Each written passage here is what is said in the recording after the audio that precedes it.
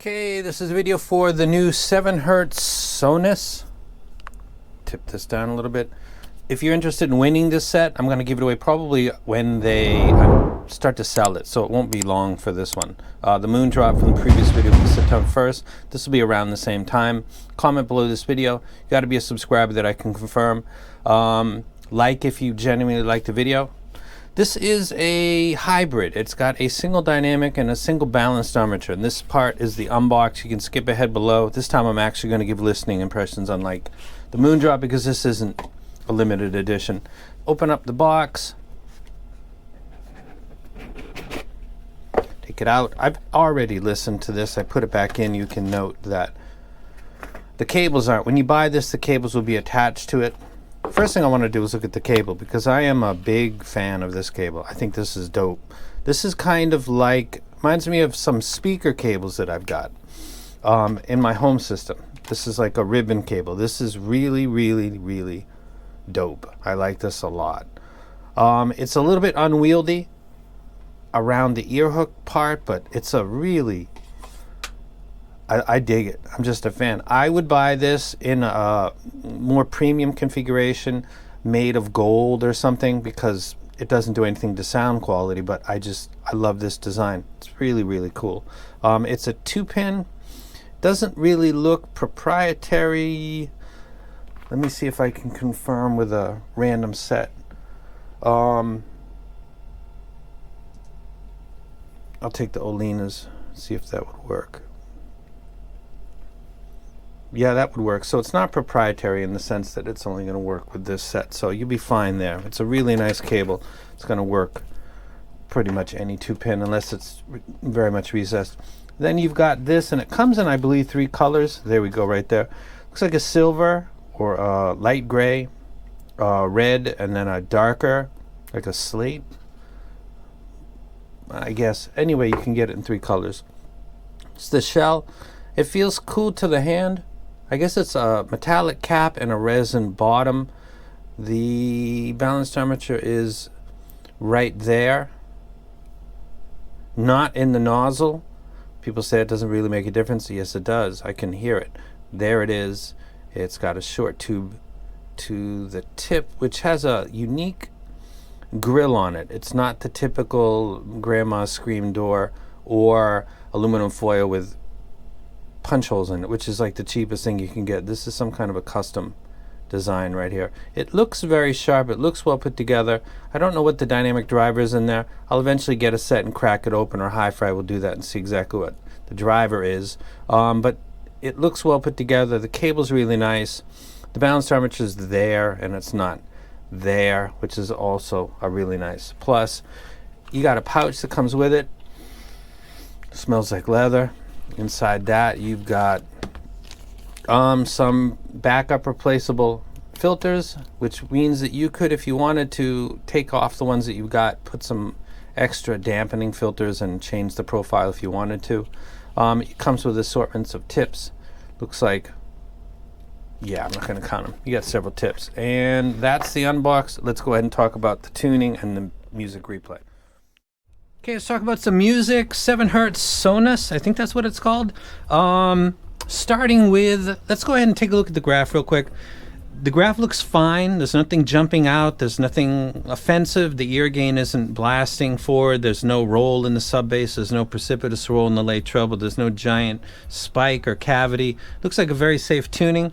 For example, the 7th Acoustic Supernova is not radically different. It's got more mid bass, a little bit more mids. I'll talk about that a little bit later, but the graph looks nice. Single DD, single BA, that looks good to go. Let's talk about some music. The first group I'll talk about is Metallica, which should be actually nearby. My tags are all messed up because I just built a new PC.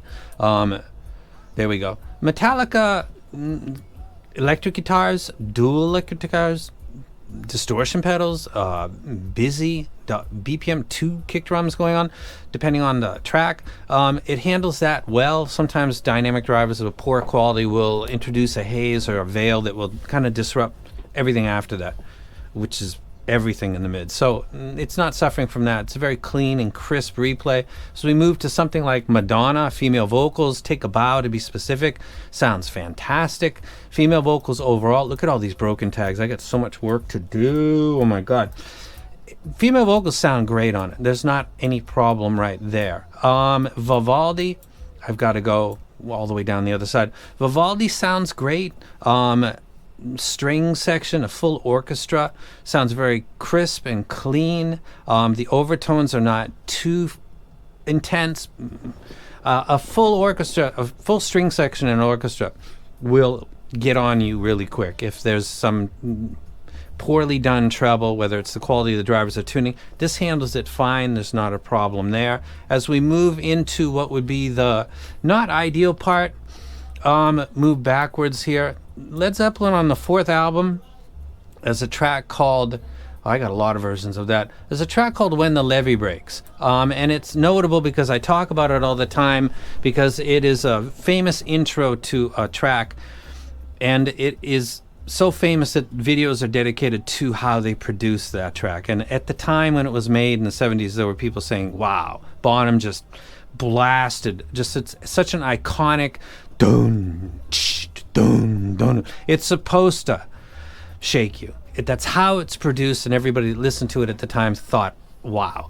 This doesn't do that really well. This would be where I'd say this is not ideal for things that have substantial low end, because that's how it was produced. That particular rock and roll track, a lot of other rock tracks might not step out and seem lacking. That one does, and I use that frequently.